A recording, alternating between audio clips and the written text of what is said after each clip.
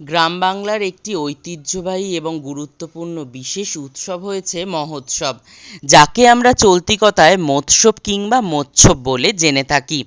এই মৎস্যব কিংবা মৎস্যব দীর্ঘদিন ধরে এই সময় পর্বেই পরিচালিত হয়। দড়িবাগপোতা অঞ্চলেও এই দীর্ঘ কয়েকদিন যাবৎ তারই একটি অনুষ্ঠান পরিচালনা হচ্ছে। গতকাল এখানে উদ্যোক্তা তুহিনা বোধক একটি বিশেষ সংস্কৃতি মনস্ক পরিবেশ গড়ে তোলবার জন্য অঙ্কন প্রতিযোগিতার চিন্তাভাবনায় অবতীর্ণ হন। সেখানে তার সহযোগিতায় অনন্ত বিশ্বাস এবং রোহিত বোধক তাকে সাহায্যের হাত বাড়িয়ে দেন এবং তাদেরই উদ্যোগে সেখানে আমন্ত্রিত হয়ে আমি উপস্থিত হয়েছিলাম বিচারকের ভূমিকায়। সেইখানে আমরা গিয়ে এই যে মনোরম কচিকাঁচাদের সঙ্গে বিশেষ কিছু মুহূর্ত যাপন করলাম, সত্যিই তা অভাবনীয়। আজকালকার দিনে এই রকম সংস্কৃতি চর্চা কোথায় বলুন তো? চাইলেও আমরা খুঁজে পাই না।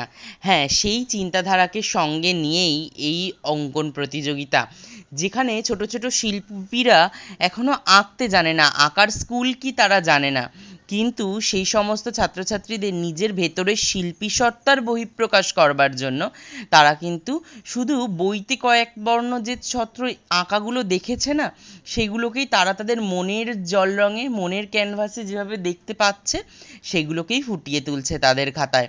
সত্যিকারের শিল্পী বোধ হয় এরাই। সেই শিল্পীদের অংশ হতে পেরে, সেই অংশীদারি হতে পেরে না ভীষণ আপ্লুত লাগে। যাই হোক, আমরা সেখানে 4 জন ছিলাম। অনন্ত বিশ্বাস, যিনি বিশেষ সঙ্গীত শিল্পী, নৃত্যশিল্পী শুভজিৎ নস্কর, এছাড়াও শিল্পী সোমেশ্বর বিশ্বাস এবং আমি। আমরা বিচারকের ভূমিকায় অবতীর্ণ হতে পেরে এবং এই গুণীজনেদের সান্নিধ্য পেয়ে আমি নিজেকে অন্তত ভীষণভাবে আপ্লুত এবং ধন্য বলে মনে করছি। কেননা সেই মানুষগুলোর সঙ্গে যে ক্ষণিক আলাপচারিতা, এই একটি কাজের মধ্যে দিয়ে বিশেষ অভিজ্ঞতা লাভ করা, এটি না জীবনের একটি বিশেষ স্মরণীয় মুহূর্ত এবং প্রাপ্তি বলা যায়। এই প্রাপ্তির ভাগ হয় না। যাই হোক, অনুষ্ঠান পর্ব এইরকমভাবেই দীর্ঘ সময় ধরে অতিবাহিত হয়েছে। অঙ্কন প্রতিযোগিতা শেষ হলো, তারপরে আমরা সেগুলিকে বিচার করলাম। বিচারকের ভূমিকায় আমরা এমনভাবে ছিলাম যেখানে কোনো রকম আজকালকার দিনে নিজেদের লোককে স্বজন পোষণ করবার যে তোষণের একটা জায়গা তৈরি হয়, সেই জায়গাটাই রাখিনি। এত সুন্দরভাবে পরিকল্পনা করা হয়েছিল, মূলত অনন্ত বিশ্বাসের মাথা থেকেই পরিকল্পনাটি বেরিয়েছিল। তিনি খুব সুন্দরভাবে 4 জন 4 রকমভাবে নাম্বার দিয়েছেন এবং শেষে 4টে নাম্বার যোগ করা হয়েছে। যে প্রথম হয়েছে সে আনএক্সপেক্টেডভাবেই কোনো নাম ধাম পরিচয় না জেনেই আমরা তাদেরকে প্রথম করেছি।